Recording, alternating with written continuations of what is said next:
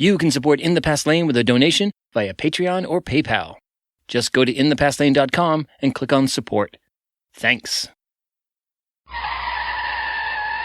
Whoa, hit the brakes. You've arrived at the #1 drive-by for American history. Welcome to The Pit Stop.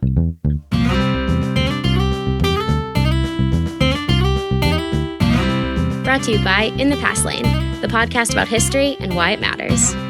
Here's Edward T. O'Donnell, your host and historian at large.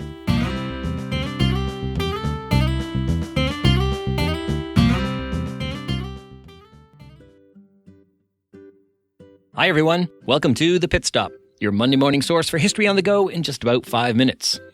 If you're new to the podcast, we offer this feature every Monday morning, in addition to our regular full feature episodes. Here's what happened in American history the week of December 10th, 2018. Let's start with birthdays. December 12th, 1745, that's the birthday of patriot, founder, diplomat, and jurist John Jay, who was born in New York City. He was also one of the 3 authors of the Federalist Papers. John Jay once said, "That men should pray and fight for their own freedom, and yet keep others in slavery, is certainly acting in a very inconsistent as well as unjust and perhaps impious part." December 12th is also the birthday of abolitionist William Lloyd Garrison, who was born December 12th, 1805 in Newburyport, Massachusetts.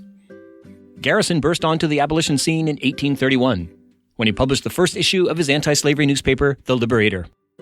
From the very first issue, he attacked slavery as an evil institution that required immediate abolition. Here's how he set the tone. "I am aware that many object to the severity of my language. But is there not cause for severity? I will be as harsh as truth, and as uncompromising as justice. On this subject, I do not wish to think or to speak or write with moderation. No, no. I am in earnest. I will not equivocate. I will not excuse. I will not retreat a single inch. And I will be heard." And he was, loud and clear, for the next 30 years, until slavery was abolished. December 13th, 1818 is the birthday of First Lady Mary Todd Lincoln, who was born in Lexington, Kentucky. Mary Todd Lincoln had a difficult life, to say the very least, especially during her years in the White House. In 1862, her 11-year-old son Willie died. And that same year, her brothers Alexander and Samuel were killed fighting for the Confederacy. And of course, in 1865, her husband Abraham Lincoln was assassinated. Mary Todd Lincoln once reflected on her sorrows, saying, "In grief, words are poor consolation.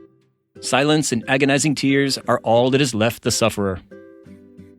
December 13th is also the birthday of civil rights activist Ella Baker, who was born December 13th, 1903.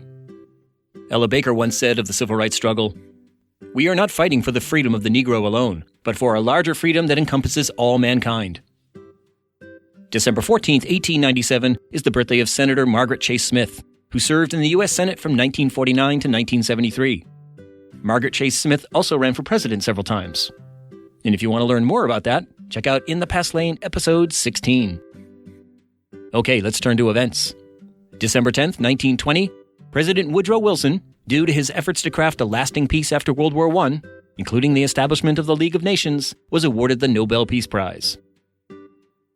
December 13th, 1931, a British statesman named Winston Churchill stepped off a curb at East 76th Street and 5th Avenue in New York City and was struck by a passing automobile. Apparently, the future prime minister had failed to look both ways.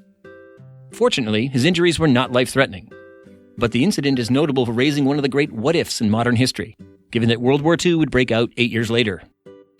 December 14th, 1799, Revolutionary War hero and first president of the United States, George Washington, died at his home at Mount Vernon. He was 67 years old. December 16th, 1773, a group of Bostonians, angered by British policies, in particular a new tax on tea, boarded 3 ships and dumped a small fortune of tea into the harbor. Later dubbed the Boston Tea Party, this incident elicited a harsh response from British officials in London and hastened the coming of the American Revolution.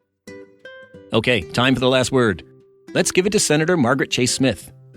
In the mid-1950s, she was one of the only Republicans to stand up to the outrageous tactics of fellow Senator Joseph McCarthy. Smith warned her fellow Republicans not to surrender their principles in favor of short-term political victory. Here's how she put it. "I speak as a Republican, I speak as a woman. I speak as a United States Senator. I speak as an American. I don't want to see the Republican Party ride to political victory on the 4 horsemen of calumny: fear, ignorance, bigotry, and smear. Okay, people, that's your history fix for the week. Now put it in drive and go make your own history.